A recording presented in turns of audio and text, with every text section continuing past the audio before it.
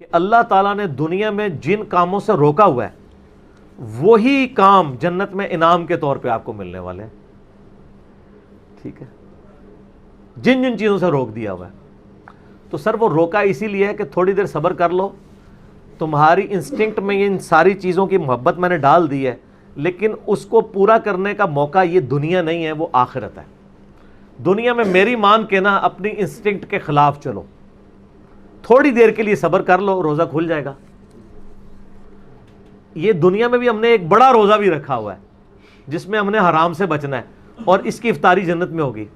روزے کے دوران آپ کھا پی سکتے ہیں, تو روزے کے بعد کھاتے پیتے کیوں ہیں؟ اس لیے کھاتے پیتے ہیں کہ بس اب وہ اللہ نے جو آزمائش تھی وہ ختم کر دی. اس طریقے سے دنیا میں اللہ نے جن چیزوں سے روکا ہوا ہے یہ ساری چیزیں حلال ہو جائیں گی, لیکن یہ حلال اس کے لیے ہوں گی جس نے روزہ رکھا ہوگا, اسی کی افطار ہوگا. کھوجے کا تو نہیں ہوگا, اس کی تو پھینٹی لگ جائے گی. اسی لیے میں کہتا ہوں دنیا آپ اللہ کی مرضی کی گزاریں, آخرت آپ کی مرضی کی ہوگی. اور اگر دنیا آپ نے اپنی مرضی گزاری پھر آخرت آپ کی مرضی کی نہیں ہوگی, پھر ولیعوذ باللہ تعالی اللہ کی مرضی کی ہوگی, جو اللہ کے وعدے ہیں اپنے پیغمبروں کے ذریعے کہ جو میرے نافرمان ہیں میں انہیں عذاب دوں گا. اللہم اجرنا من النار, اللہم اجرنا من النار, اللہم اجرنا من النار. سورہ آل عمران میں بھی ہے نا, زین للناس حب الشہوات من النساء, اور اس کے بعد کافی چیزیں اللہ نے گنوائی ہیں کہ اللہ تعالیٰ نے مزین کر دیا ہے انسان کے لیے, یعنی دنیا کی جو اٹریکٹفل چیزیں ہیں ان میں سے عورتیں ہیں, مال ہیں, بیٹے ہیں, سونا چاندی کے یعنی ڈھیر ہیں, اور نشان زدہ گھوڑے ہیں, برانڈڈ کاریں ہیں آج کل کے دور میں. تو یہ ساری کی ساری چیزیں اللہ تعالیٰ نے ان کی محبت ڈال دی ہے, لیکن یہ محبت اللہ کو کراس نہ کر جائے, لمیٹڈ رہے. ان لمیٹڈ ہوگی جنت میں, جنت میں زندگی بھی ان لمیٹڈ ہے, نعمتیں بھی ان لمیٹڈ ہے. یہاں تو پابندی ہے آپ کے اوپر چیزوں کی. تو یہ اللہ نے اس لیے رکھی ہیں کہ آپ کو جنت کی قدر ہی تب آنی تھی کہ جب آپ کے دل میں ان چیزوں کی طرف رغبت پائی جاتی ہو. اگر آپ کو پیاس ہی نہ لگے تو ٹھنڈے پانی کی رغبت کیا ہوگی؟ پیاس کے بعد ہی قدر آئے گی نا. تو دنیا میں اللہ تعالیٰ نے یہ ساری چیزیں جو اٹریکٹفل تھیں وہ رکھیں, اس کے بعد اللہ نے آزمایا اس حد کو کراس نہیں کرنا, یہ حد کو کراس کرنے کا موقع تمہیں دوں گا اور ہمیشہ کے لیے دوں گا, بس تھوڑا سا روزہ رکھ لو, آخرت میں افطار کروا دوں گا. اور جب وہ افطار ہوگا تو پھر آپ جو مرضی کریں. قرآن پاک میں کئی جگہ ہے نا کہ جنت میں ہر وہ چیز ہے جو تم چاہو گے. صحیح بخاری مسلم میں حدیث ہے, جنت میں اللہ تعالیٰ فرماتا ہے میں نے اپنے بندوں کے لیے وہ نعمتیں تیار کر رکھی ہیں جو نہ کسی آنکھ نے دیکھی, نہ کسی کان نے سنی, نہ کسی کے دل پہ کھٹکا گزرا. پھر نبی علیہ السلام نے سورہ السجدہ کی آیت تلاوت کی کہ میں نے اپنے بندوں کے لیے ان کی آنکھوں کی ٹھنڈک نعمتیں جنت میں چھپا کے رکھی ہیں. میں اکثر کہتا ہوں کہ انسان کے پاس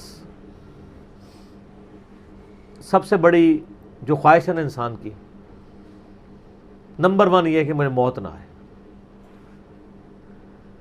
نمبر 2 مجھے کوئی تکلیف نہ آئے, نمبر 3 میں بوڑھا نہ ہوں, ہمیشہ انجوائے کرتا رہوں ینگ ایج. یہی ہے نا 3 خواہشات. اگر یہ 3 چیزیں دنیا میں آپ کو مل جائیں تو سر خدا کو پھر کس نے رسپانس کرنا ہے؟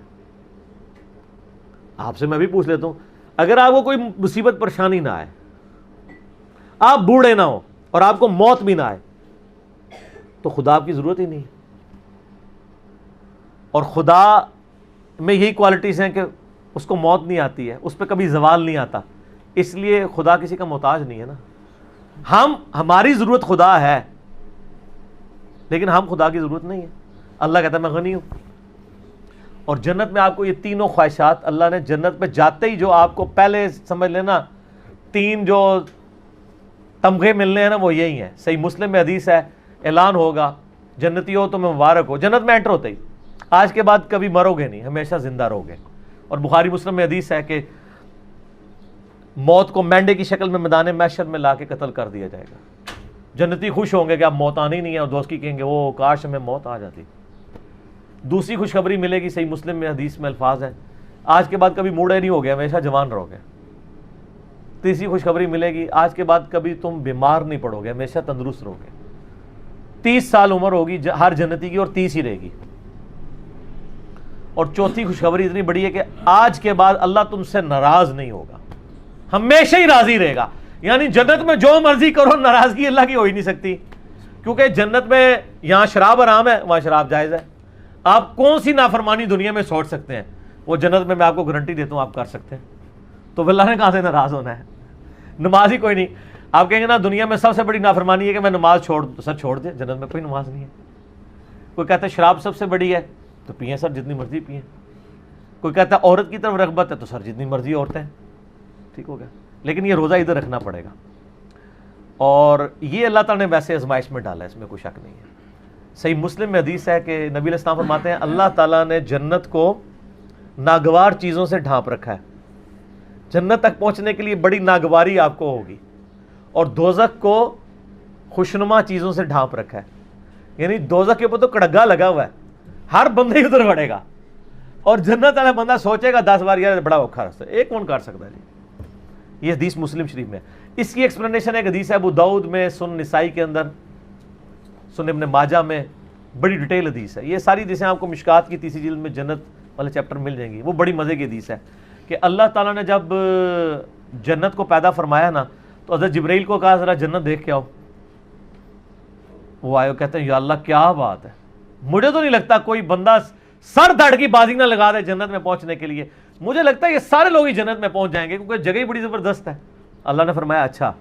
پھر اللہ نے جنت کو ناگوار چیزوں سے ڈھانپ دیا. دنیا میں نمازوں کی مشقت، بیوی بچے ماں باپ کے ساتھ حسن سلوک کی مشقت، حلال و حرام کے فرق کی مشقت، روزوں کی مشقت، کتنی مشقتیں ہیں، شریعت کی پابندیاں. اللہ نے فرمایا اب جا کے ذرا جبرائیل دیکھو. واپس ہے، انہوں نے کہا اللہ تیری عزت کی قسم مجھے نہیں لگتا کوئی بندہ جنت میں پہنچنے میں کامیاب ہوگا، اتنی ہرڈلز رکھ دی ہیں تو نے. اللہ نے فرمایا اچھا اب دوزخ کو دیکھو. دوزخ کے کہتے ہیں یا اللہ تیری عزت کی قسم کوئی بندہ بھول کے بھی کوشش نہیں کرے گا کوئی ایسا کام کرے کہ ادھر آئے، یہ تو بڑا عذاب ہے. پھر اللہ تعالیٰ نے دوزخ کو ڈھانپ دیا دنیا کی خوشنما چیزوں سے، اٹریکٹفل چیزوں سے، شہوات سے. کہا جبرائیل اب دیکھو. دیکھ کے انہوں نے کہا یا اللہ مجھے نہیں لگتا کوئی بندہ دوزخ سے بچ پائے گا، کیونکہ ہر راستہ ہی دوزخ کی طرف لے جانے والا ہے، جتنے بھی اٹریکٹفل جو ہماری انسٹنکٹ میں اٹریکٹفل ہے. لیکن سب تھوڑا سا روزہ رکھ لیں سب کچھ ختم ہو جائے گا. صحیح مسلم میں حدیث ہے اللہ تعالیٰ دنیا میں جس نے یاشی کی زندگی گزاری ہوگی نا، قیامت والے دن اللہ تعالیٰ نا اس کو بلوائے گا اور کہے گا فرشتوں ذرا اسے ایک پھیرا لگاؤ نا دوزخ کا، کیونکہ دنیا میں بڑا کہا گیا تھا ایک ہی پھیرا لگنا ہے. کہنے نا لوگ. سورہ فرقان میں اللہ تعالیٰ فرماتا ہے کہ دوزخ تھوڑی دیر کے لیے ہو یا زیادہ دیر کے لیے بڑی بری جگہ ہے رہنے کی. یہ مسلمان ہے جو بدماشی کے ساتھ کہتا ہے خیر ایک پھیرا ہی لگے گا، اور حالت اس کی یہ ہے کہ موم بتی کے فلیم میں 10 سیکنڈ کے لیے یہ ہاتھ نہیں رکھ سکتا. اور بخاری مسلم کی حدیث ہے کہ آخرت کی آگ دنیا کی آگ سے 70 گنا زیادہ تیز ہے، اور جس کی یہ اوقات ہے کہ وہ دنیا کی آگ کے اوپر صرف ہاتھ نہیں فلیم کے اوپر رکھ سکتا، وہ آگ کے اندر جلنے کے لیے تیار ہو جائے. تو یہ کہانیاں صرف اپنے آپ کو کرائی ہوئی ہیں انہوں نے.